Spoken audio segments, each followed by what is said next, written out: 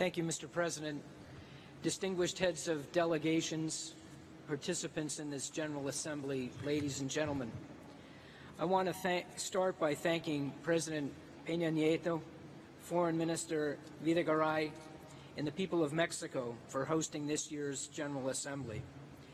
I also want to thank Secretary General Almagro for his leadership and for organizing this 47th General Assembly for the OAS. I have four brief but important points.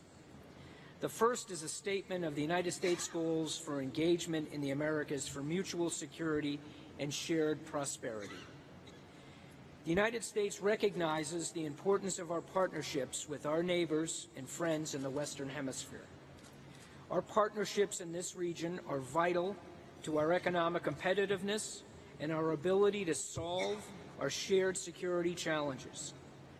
We're prepared to work with all nations to further this common agenda.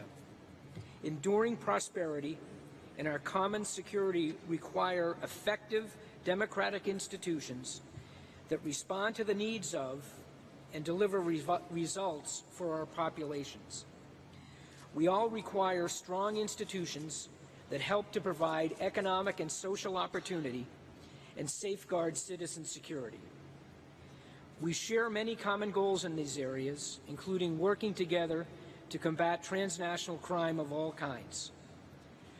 No nation can flourish economically or strengthen its democratic institutions if people are afraid to open a business, attend school, visit a doctor, or congregate in a city square.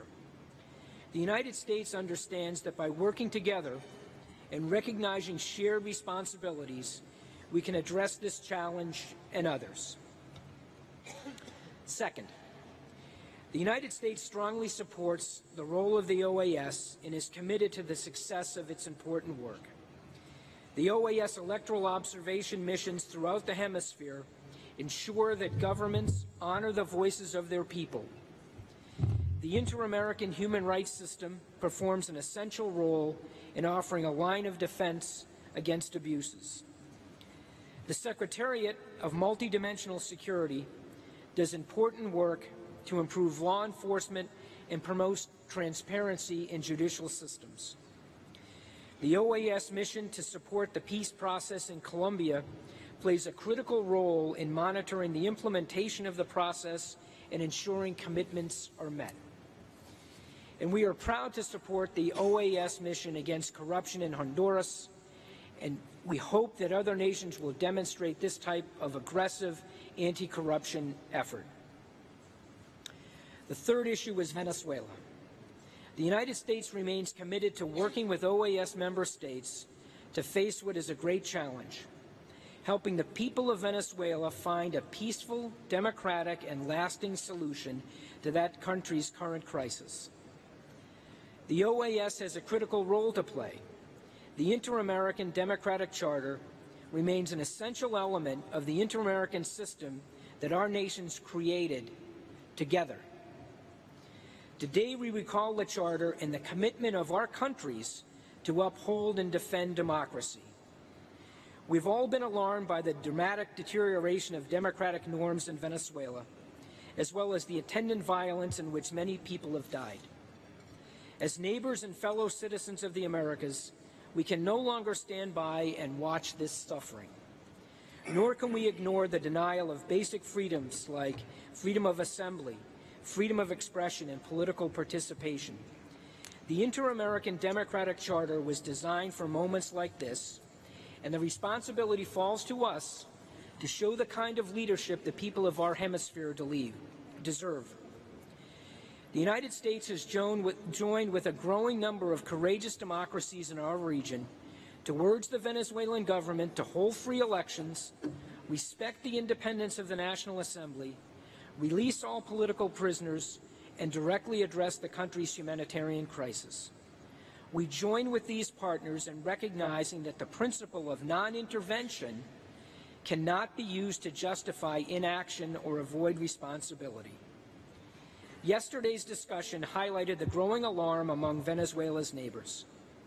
The United States joins with many allies in condemning efforts to undermine Venezuela's constitution by convoking a constituent assembly absent a popular referendum required by Venezuela's own constitution.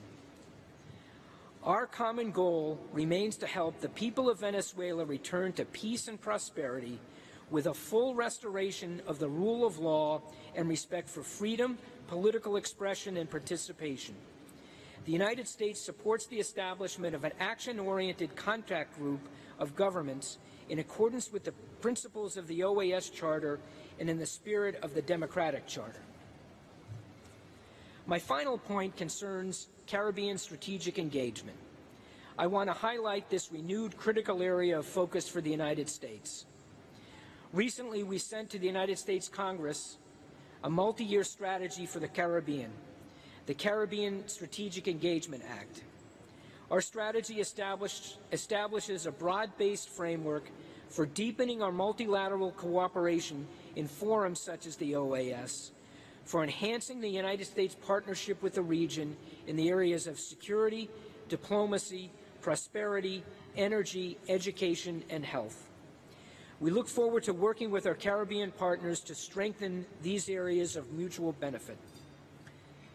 I conclude with a statement of appreciation for the important role of the OAS and the leadership and courage of Secretary General Almagro, as well as Mexico and other key partners in the face of our common challenges.